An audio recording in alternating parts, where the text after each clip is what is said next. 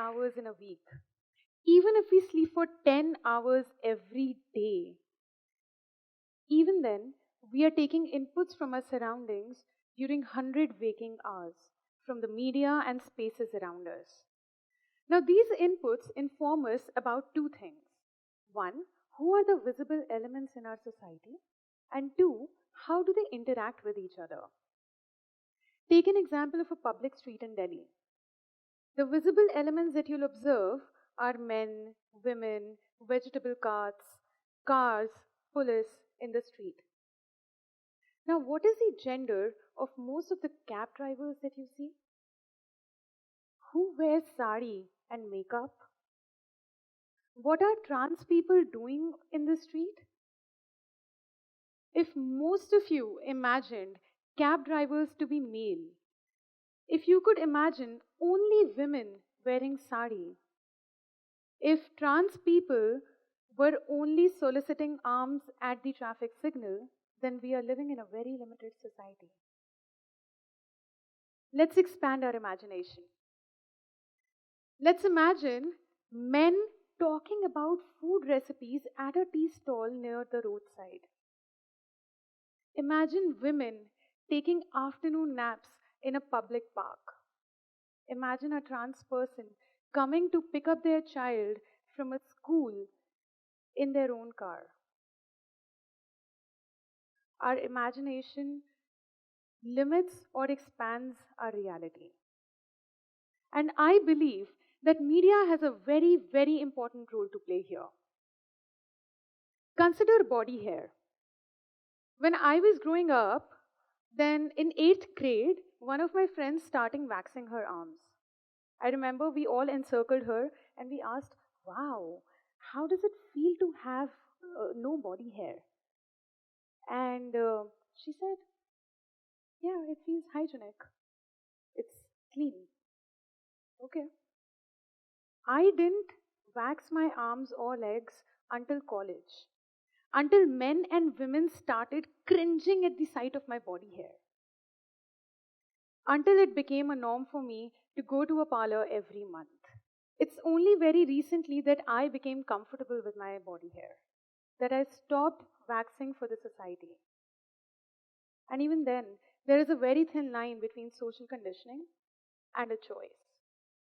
Sometimes it's so difficult to figure out, even for our own self, whether what we are doing is because the society expects me to do it or because I want to do it. When I was growing up, my cousin loved to dress up, cook meals, braid my mom's hair, everything we associate as feminine. Now he works in an organization, and I often wonder, did he ever aspire to be a homemaker? Did he ever even consider it to be an option? A research says that children tend to associate masculine jobs as higher in status than feminine jobs. And yet, they tend to take up roles which they culturally associate with their own sex. So young women like you tend to take up jobs which you associate with your own gender, but you aspire to go for masculine roles. And young men like you take up roles you associate with your own gender, but never even aspire to take up feminine roles. And what it does is that it creates a huge gap between two genders. It creates a burden for one gender. Now, where does media fit in here? On an average, we see 5,000 advertisements every day. To process so much data, our brain tends to generalize information. It makes boxes of stereotypes around us.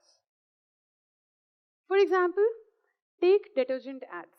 In all the detergent ads, the visible elements are men, women, kids in a house with a washing machine, or a woman clad in a sari tucked around her waist with a bucket in her hand.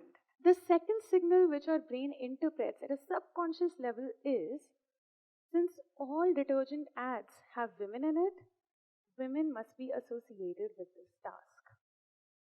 Thus, women wash clothes.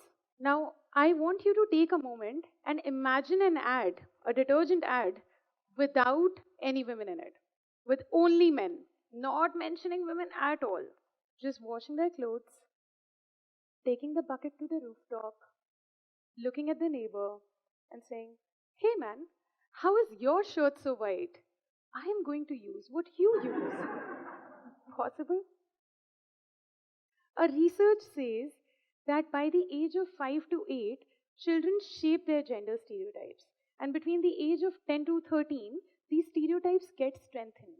So a child already knows by grade 3 who cooks meals at home and who takes them out for shopping, for market adventures.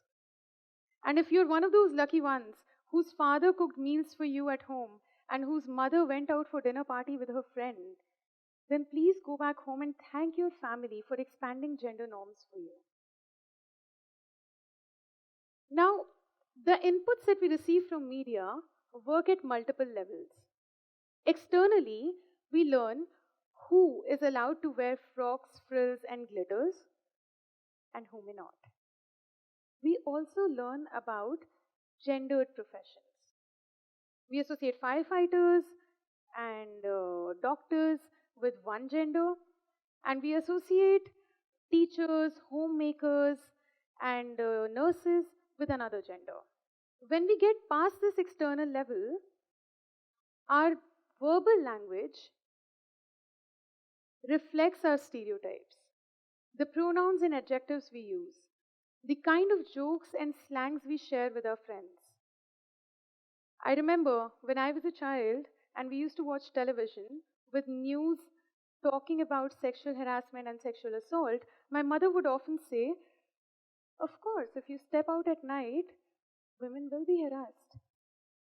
No one ever said, if boys don't seek consent, then they will violate peace and harmony of someone.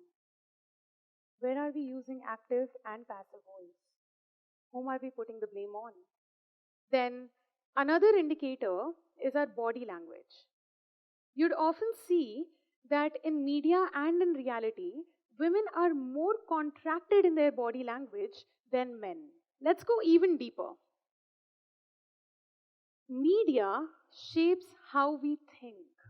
It shapes our inner voice. Now, for example, look at cookies ads. What does cookie ad have to do with gender? So, take cookies ads with only men in it, and you'll see that men are sitting comfortably on a bench, wearing their sports attire, talking about weather, eating cookies. Whereas if there is a woman present in the same ad, that woman would almost always be seeking validation from a man. She'd be complaining to a man that she's not getting enough attention. How are we shaping the narrative within a child's brain? They're learning that this is how they're supposed to behave if they're a woman, and this is how they're supposed to behave if they're a man. So once in my classroom, I asked, why do we not see amazing, inclusive films? And this little child said, because that's what sells. Item numbers sell. That's what filmmakers say. I always find it amusing and a little disturbing when I see my cousin dancing to an item number. She doesn't even understand half the lyrics. But what she does understand is what's the tone and what's the body language of the actress. She's also learning if one gender is interested in the other, then who chases whom and how. So let me put this the other way around. We get these narratives in media not because that's what sells, but because that's what we demand.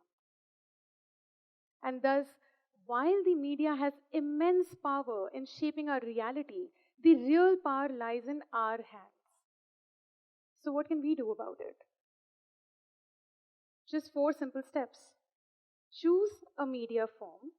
Take either ads or news headlines or a film dialogue. Pick up any aspect of gender, body image, body hair, profession, and rewrite the narrative. Post it on social media. When I asked my classroom students to pick up one fairy tale and put their dreams in it, this is what one of them shared. Once upon a time, long, long ago, there was a princess called Rapunzel. She wanted to be a librarian, so she would often go up to the tower in her town, in a library, and sit and read books there. While she was there one day, the lift broke down. So she went to the window and said, "Ahoy! Can you get me nails and copper wire? I have to fix my lift."